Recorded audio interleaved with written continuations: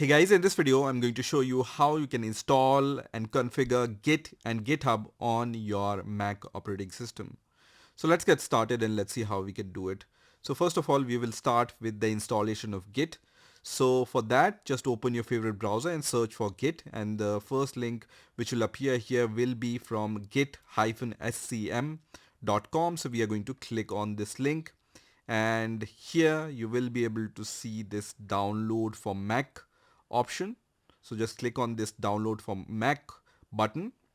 Now on this page you will be able to see different ways using which you can install Git on your Mac operating system. The first way is by using Brew. Brew is a package manager and it allows you to install various different packages on your Mac operating system. So if you want to use Brew, you can use Brew install Git. Similarly, there is a tool called MacPorts, and using that you can install Git by using this command, which is sudo port install Git. But my favorite way of installing Git on my Mac operating system is this third way, which says Apple ships a binary package of Git with Xcode. So Xcode is a tool which you can download and install from your app store, and it allows you to develop in various different languages on your Mac operating system. So if you are a developer anyway, you will be downloading the Xcode on your Mac operating system for various different purposes, and one of those purpose is to install the version of Git also. So that's why I like this third way. So let me show you how you can install the Xcode. So first of all, you need to open the App Store. You can find the App Store icon on the dock. This is the App Store icon, so just click on that. Or you can also search for App Store in your Launchpad and then click on that and App Store will start. From here, just search for Xcode and then press enter, which is going to search for Xcode. And the result which we are looking for is this one, which is called Xcode Developer Tools. Here I'm going to click on this download button. So in my case, it shows this warning which says download the older version of Xcode. The current version requires macOS 13.5 or later, but you can download the last compatible version. Because right now, if I click on the Apple logo and then click on about this Mac, I have the 13 version, not the 13.5. So I can download the older version. If you have the latest version of macOS, you can download the latest version of compatible Xcode. Here I'm going to click on download button, which is going to start the download of the Xcode. So you can see this download has been started. It's around 7 GB of download, so it will take some time for the download to complete. You can also go to the Launchpad and see the download process. Here you can see this download is going on. So it's going to download around 7 GB of data. So it will take some time. So just wait for the download to finish. So once the download is complete, it's going to start the installation process. As you can see, when I hover over this circle, installation process is about 2% complete. So now the Xcode is installed on my Mac operating system. Once it's installed, you will be able to see open button in front of Xcode. Also in the Launchpad, you will be able to see this Xcode icon. So I'm going to click on this Xcode icon. Let me minimize this App Store, and then it's going to start the Xcode. So once you have installed Xcode on your Mac operating system, let's open our terminal and let's see the version of Git. So I'm going to click on this spotlight search option, and then I'm going to search for the terminals, and then just click on the terminal option, which is going to open the terminal for you. Here, to check the version of Git, you just need to write git space hyphen hyphen version and then press enter, and it's going to show you the version of Git you have. In my case, it's Git version 2.39.2, at the time of making this video. And you can see in the brackets, I can also see Apple Git 143. So because we have installed Git using the Xcode, it shows us this Apple Git hyphen 143. So Git is now working on our Mac operating system. Now let's create a Git repository and then commit the code, and then let's try to push that code to the GitHub repository. So I already have a Python script, and I want to push that code in a Git repository. So I'm going to go to my Finder. I'm going to right click on the Finder and then open the Documents folder where my sample project is there. This is the folder which I want to push to the GitHub repository. So I'm going to go inside this folder.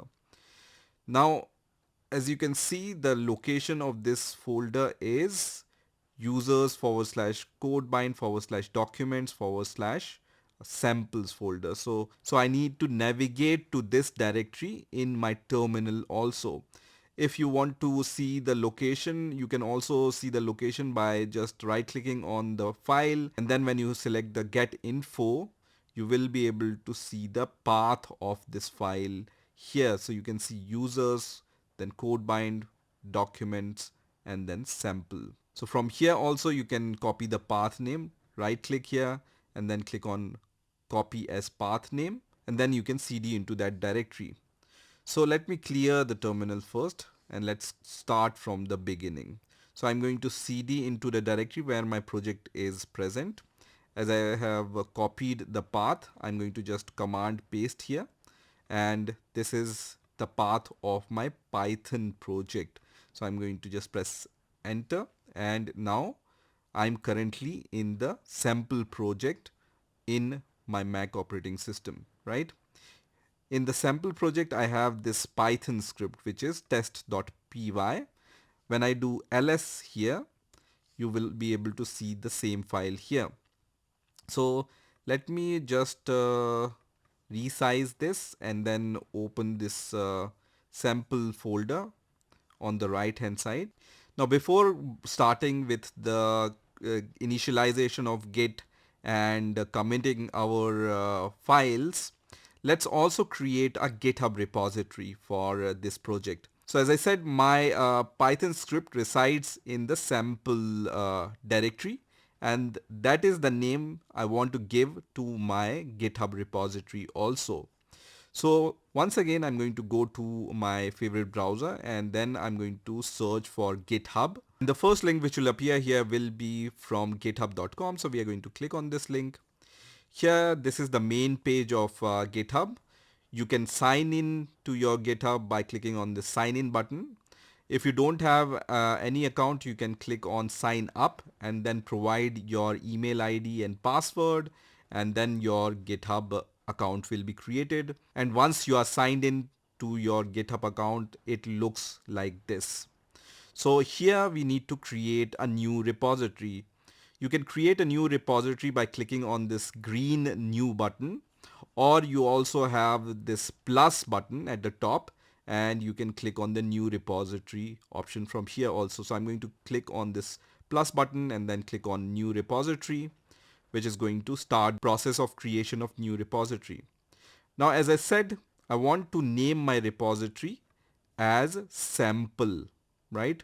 So I generally like to give the same name to my repositories as my local project name. In my case, it's sample, but in your case, it can be anything, right? So in whatever project directory your code resides, just choose the same name as your repository name. So here I'm going to name my repository as sample. Here I can write the small description, for example, Python project, and then I can choose which type of repository I want. Generally, people choose public repository, which is visible for everybody on GitHub. If you want to choose the private repository, you can only create a selected number of private repository using Git with your free account. So I'm going to choose the public option here. You can also initialize the readme file. Readme file is the file which gives information about your project. You can check this checkbox to create a readme file. For now, I don't want to create it, so I'm going to leave it as unchecked. Also, you can add the git ignore to your project and license file to the project. For now, I'm going to leave them as none, so it's not going to create any of these files. I just want to create a repository here. So I'm going to click on the create repository option, which is going to create my repository. Once my repository is created, you can see the name of the repository in the URL. So github.com/my username, which is pknowledge, / the name of the repository. Here also you can see my GitHub username, which is pknowledge, and inside the pknowledge account, I have this sample repository. Now, once your repository is created, GitHub is going to show you the hints how you can create or initialize a Git repository, how you can add files, how you can commit files. So you can see you have three options here. You can clone this repository, right? So what it's going to do is it's going to clone this repository locally. If you already have your project locally, then you will use the second option, which is create a new repository on the command line, and then we are going to push our code. So we will use the second option here, right? So let's do that. Let me open the command terminal and let me move it to the right hand side, because we are going to use the same kind of commands, right? So if you want to create a readme file, you can use the first command. So I'm going to just copy this echo command and then paste it into the terminal.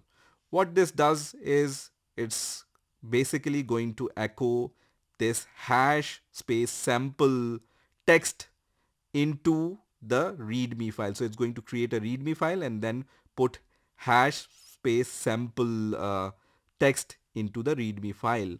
I'm going to press enter, and then when I give the ls command, now I can see that I have two files here. One was my test.py file, and I also have one more file which is readme.md file which I have created. If I want to see the content of readme, I can do cat readme.md, and you can see we have just added this hash sample in the readme file. Now, in order to initialize a Git repository in your project locally, just write git init, and this is our second command. This is going to initialize a Git repository in your project. So I'm going to press enter here, and it says initialized empty Git repository in your sample folder. It also says that it has created this .git folder inside your sample directory. Now when you do ls, you will not see .git directory here. For that, you need to write ls space -al and then press enter, and then you will be able to see this .git directory in the result. That means this .git directory is a hidden file.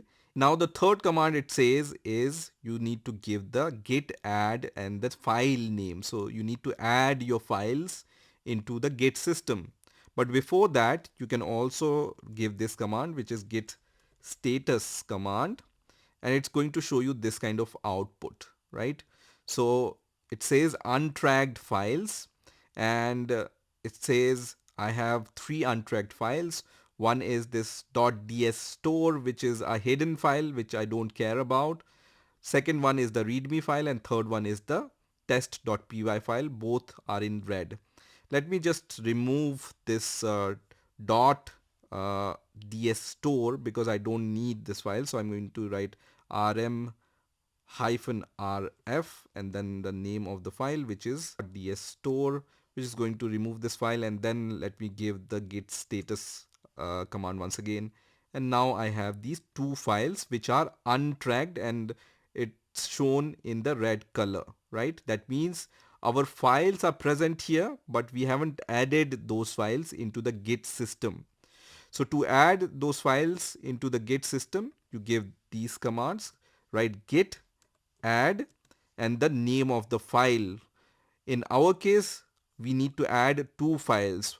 One is the readme.md file and other is the test.py file. So we can write git add and then you can just write the name of the readme file and then you can write the name of the test.py file. So either you can do this. The easy way of adding the files into the Git system is you just need to write git add space dot, which means it's going to add all the untracked file into the Git system. Press enter and then the files are added to Git. We move it little bit up so that you will be able to see it properly. We are going to give the git status command once again. You can switch between these commands. If you have already given some commands previously, you can press up key in your keyboard and it's going to give you those commands once again. So I'm going to write git status here once again, and now I can see the status of these files are these are added to my Git system and now they are green, but it says changes to be committed. So we have added our files to Git system, but they are still uncommitted. We need to commit them, right? So this is where we use the third command, which is git commit and then space -m. -m is the flag you use to provide any comment to your commit. So here I'm going to just write first commit. So this will be the comment for your commit.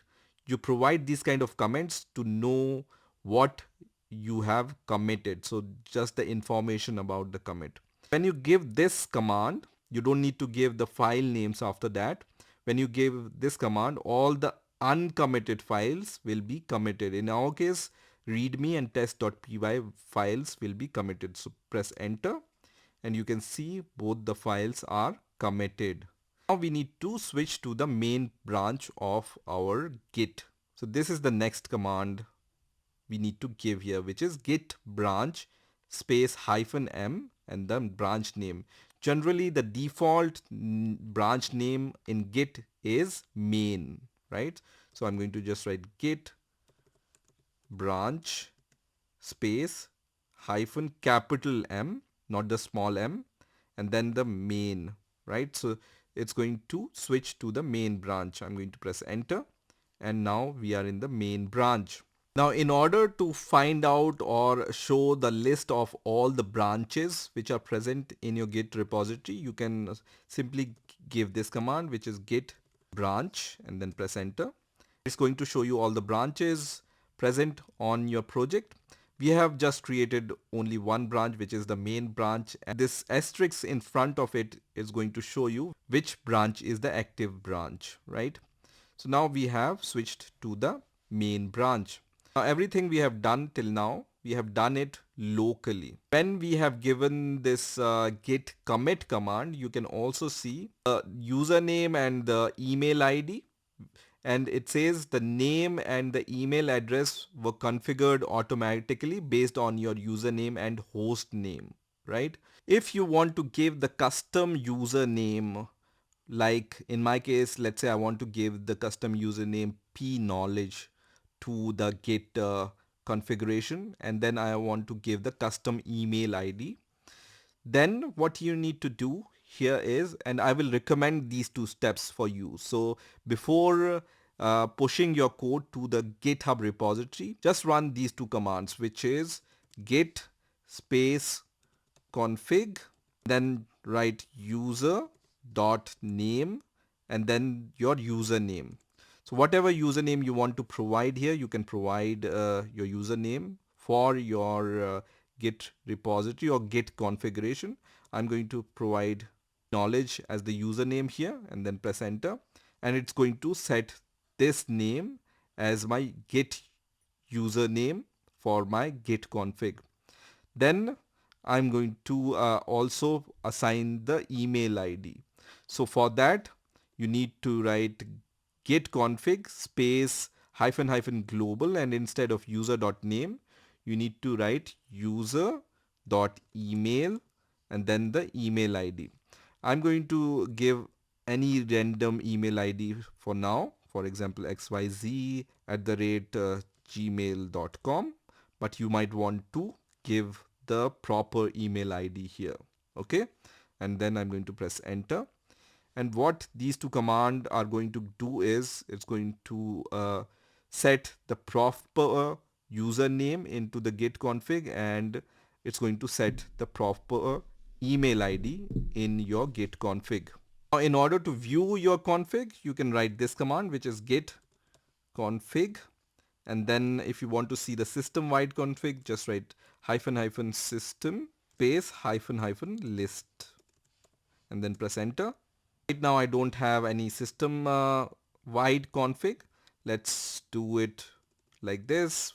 For example, git for config space --list, and it's going to show you the user config for you. Okay, and you can see the default branch is main, the default username is pknowledge, which we have set, the default email is this one, which we have set, and then all the other configurations are listed here.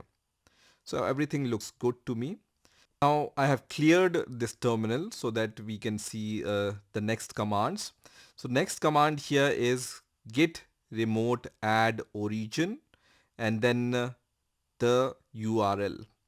Now I will recommend you to not to use this command, because when you use this command and the next command, the error will appear on your terminal which will say that the method you are using is already expired.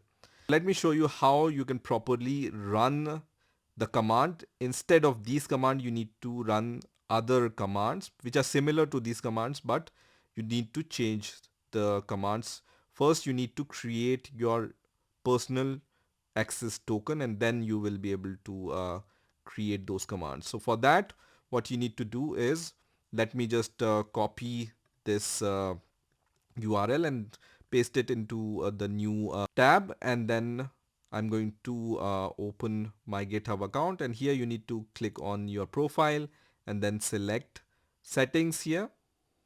Go to the settings on the left hand side, just scroll down at the very bottom and then click on developer settings, and here you need to create a new personal token. So I'm going to click on personal access token here and then click on token classic. Once you click on token classic, you will see this section. Just click on generate new token and then click on generate new token classic, which is going to create a token for you. Now you can name your token anything. For example, I'm going to name my token as sample token here, and then you can also decide when it's going to expire. In your case, you might want to use no expiration if you don't want your token to expire, or you can give a longer period for your token. For example, if you want to give any custom expiration, you can give the custom expiration here also. For now, I'm going to just give the 7 days, because I want this token to be expired, because I'm going to create this token and you guys will be able to see this token. So anyway, it will not be good idea to keep this token forever. But in your case, just choose the longer date here. Now in the select scope, just check on every checkbox if you want to give all the privileges to this token. So I'm going to check each and every checkbox from here. And once you have checked all these checkboxes, click on generate token, which is going to generate the token for you. Now keep in mind, you can only see this token once. So you need to copy this token and then save it somewhere where you will be able to access it once again. You can see, make sure to copy your personal token. You won't be able to see it again. So let me open the text edit, for example, and there I want to just paste it for now so that I will be able to use it later. Just copy the command will be the same. You just need to add this URL token in front of this GitHub. So I'm going to just copy this URL token and after https :// just paste your token and then provide at the rate option. So just write at the rate and then github.com and then leave your username and leave your password, right? So basically the format of this command will be like this. So git remote add origin https :/ your token name at the rate github.com, which is here, / your username, in my case it's p knowledge, and then your repository name, in my case it's sample, right? So this username and the repository name you will be able to see in your GitHub. So you can see this is the username, this is the uh, repository name. You can also see username and repository name here in the command, right? So this will be the command. I'm going to just copy this command once again and then paste it into the terminal. Make sure you are running your commands in the same folder as your repository, right? I'm running all these commands in the sample project, right? And now the remote origin is added. And now we can run the next command, which is the last command, which is git push space -u origin main. So let me just copy this command and then press this command, and hopefully you will not see any error. You can see we have pushed successfully our code to the main branch, and that means when you go to your GitHub repository and when you refresh this page where you have created your GitHub repository, you will be able to see your code files. You can see in my case it's readme.md, which have this sample text here, and then I have this test.py file which have my Python script content here. Okay, now let's say I want to change something in my Python script. I'm going to do ls, and then I'm going to open this Python script using any editor. Let's say I want to open this Python script using idle or Visual Studio Code, or you can use any editor to change the text for this, right? Let's say I'm going to use Visual Studio Code to change this Python script. Here I also want to add print hello world here, okay, and then save my code. Once I have changed my script, that means I have some uncommitted code now. So I have added some more code into the file, and then when I do git status into the same folder, so status and then press enter, it says this file is modified, right? So once again I need to commit this file, so I can write git commit and then -m and then the name, let's say second commit here, and then you can just give the file name, which is test.py in my case, right? And then press enter, and this file is committed. Once the file is committed, you can push your changes once again by using this command, or you have already used this command, so just use the top arrow key and then give this command, which is git push space -u space origin space main, which is going to push your changes once again. And once the changes are pushed, once again refresh your code. So you can see I have added print statement here on the third line, but right now I don't see it because I need to refresh my repository. So let me refresh it, and now I can see this print statement here, right? So this is how you can once again commit your changes and push your changes. So this is how you can install Git and configure GitHub on your Mac operating system. I hope you've enjoyed this video, and I will see you in the next video.